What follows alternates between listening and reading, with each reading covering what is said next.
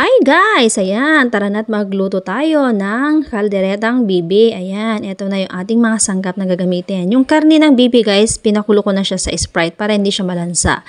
Hindi ako gumagamit ng luya. Ayan, sa Sprite lang, tanggal na yung lansa ng ating karne. And then, bawang sibuyas, carrots, patatas, bell pepper, siling labuyo, at saka paminta, magic sarap, liver spread, tomato sauce, konting toyo at tomato paste, ating pampalapot mamaya. At ito nga yung unang hakbang na aking ginawa ay hina-fry ko muna yung ating patatas at saka yung ating carrots.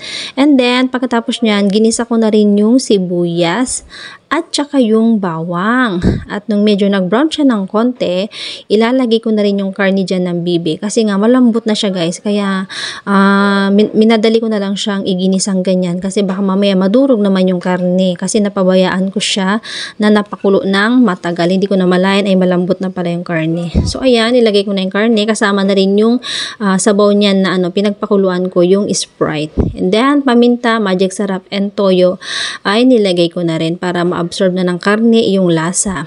Tomato sauce, nilagay ko na rin. Ayan, ang dami niyang sauce guys. Ayan, naparami yung sauce. Okay lang yan, marami. Kasi nga, sa sauce ba lang, ay, ulam na, kahit wala siyang karne. Ayan, hinalo-halo ko lang ng konti na ganyan para ma-absorb ng karne, yung lasa. And then, ilalagay ko na rin dyan yung liver spread at saka yung tomato paste para naman lumapot na yung ating sabaw, yung ating sauce na ating kaldereta.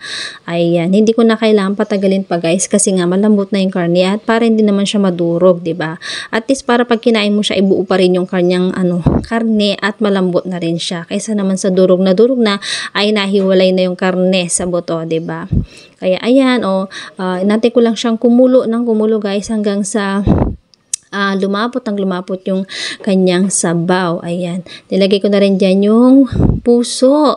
At saka yung syempre yung atay. And then bell pepper. Ayan, Tsaka natin aantayin na lumapot siya ng lumapot. And then, nung malapot na siya guys, syempre, lalagyan ko na rin yan ng sili. Pero bago ko nilagyan ng sili yan, ay pinagbukod ko muna ng ulam. Yung aking anak na kambal kasi nga ayaw nila ng maanghang.